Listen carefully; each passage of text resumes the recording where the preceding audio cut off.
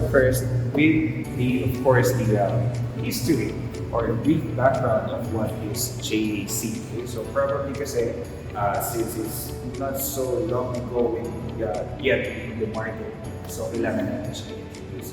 So JAC Motors is really actually, or not here, in the market, in the automotive market, for the last, since the 1960s. Okay? So it started, of course, in China, in mainland China. So nandun lang siya sa market niya within China. So they started with the light trucks only. Then come to 1990, it already explored another market which happens to be in South America. Okay? It's a leap or it's a big jump from the Y2K wherein medyo nagbago yung ano yan parang mas naging aggressive sila after the year 2000, lahat ng car brands yan, di ba? In 2017, JAC and the Volkswagen from Germany tied up for this particular project with their upcoming cars. So they have decided to collaborate to make kung ano yung magiging mas competitive with the market, kung ano yung mas makakater or makakapag-service sa motorista. Okay? So that was in 2017. Now, naglabas sila na they have pickups, they have SUVs, mid-size SUVs, and the small ones. Actually, in 2019, back in 2019, in ROC, Pampanga, or the Rally of Champions event, it's a racing event, I was able to drive the P8, their pickup, and the S4 too, the old one, the old S4 too. So it was a dirt rally, okay? So dirt racing siya, which means, of course, rough road, and you have to jump off the cars from this racetrack. And ang kalaban nito were the, should I say, were the pickups or other brands who's been there for the longest time.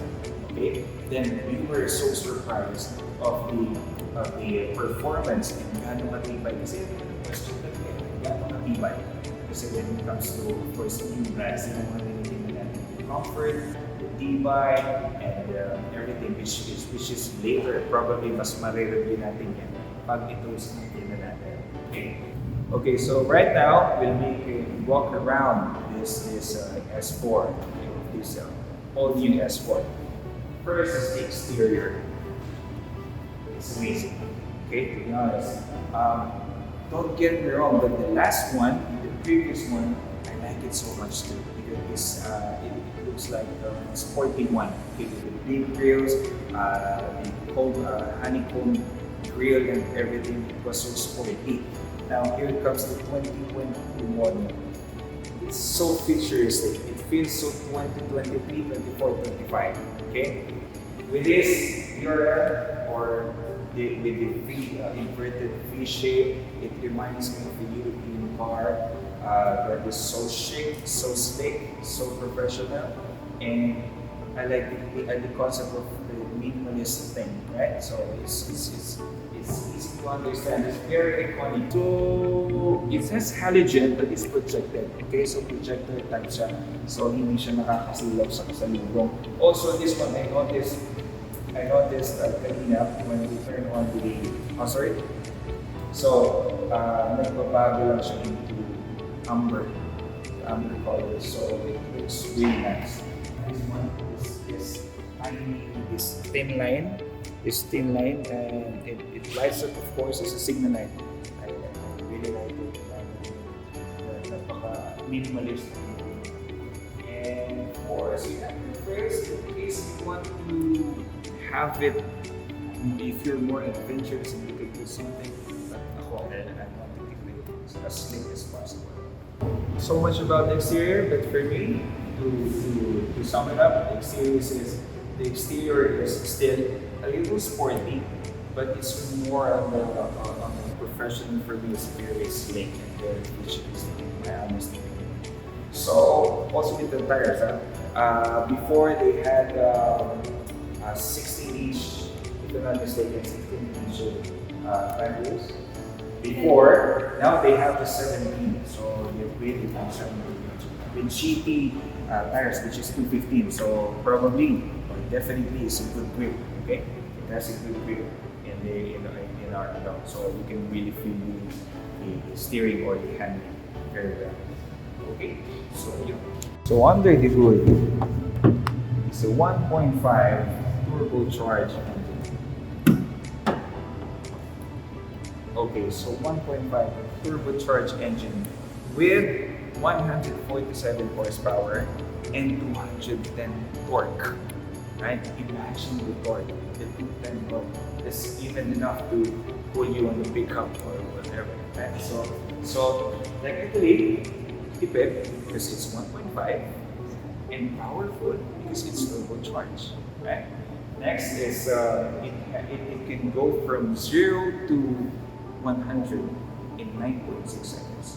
The thing is, they don't have the manual gearbox anymore. Okay, so it's only available in CVT. CVT, but of course, an option to go manual.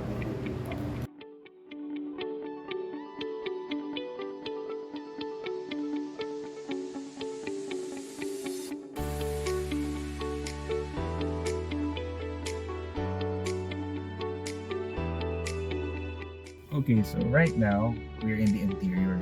And obviously, sumakay na ako ng auto kasi umuulan. But I want you to check this out since meron siyang automatic retractable side mirrors. Okay, so once you press it, it opens, and of course, then retracting yung side mirrors. This way, actually marami naman na matagal naman ng technology yung retractable, but I like the design that it goes up like that. Okay, like the Lamborghini doors, right? Something like that. Okay, so of course, kung meron siyang ganyang features, definitely it's push start. So just step on the brakes and push it one time and it starts. Right? Okay, so coming into this interior, it feels so slick once again. Okay? Napaka if you ask me, with all the features which is later on pag-usapan natin, dun muna tayo sa fila. Me feeling this car, it feels so comfortable. This seating position is very comfortable with this leather steering, very close to me, and also it has power seats also, so you don't have to chunk it off like that, diba? Hindi mo na kailangan ganun, so you just have to press it. So kasama siya dun sa features. I really like it, so it's less effort like that.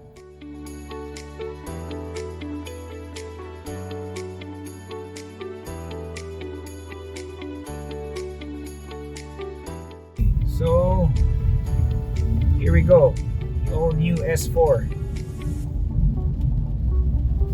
Okay, feeling it, feels so comfortable. Hindi siya asfalto, so semento siya, that's why medyo rough road pa dito, but it goes well.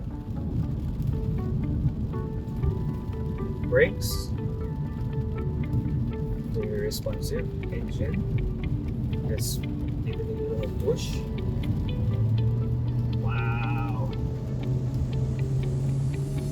Wow, is this really 1.5? Does it feel like what? Parang 2 liter na. Hindi naman, siguro it's because of the turbo.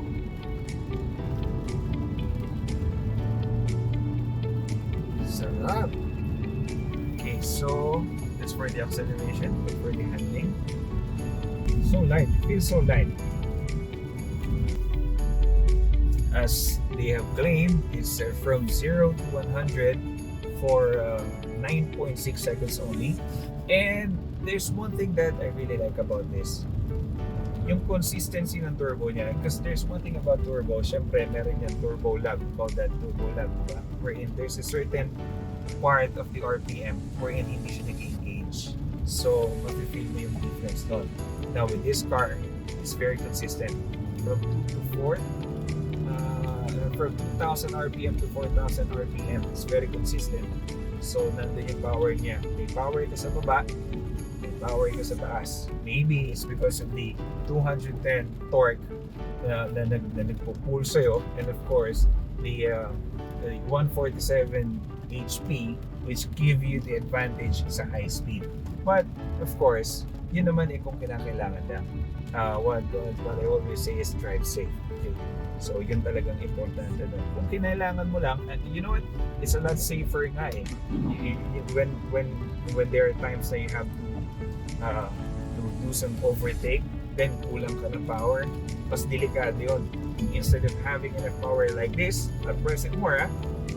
See, very consistent. Natakot na yung camera pa natin. So let's try to go this way na medyo mas may power pa. Wow! Amazing handling. It's even better than the old one. Kahit na sobrang sarap na gamitin ng luma, the previous one. This one is even better.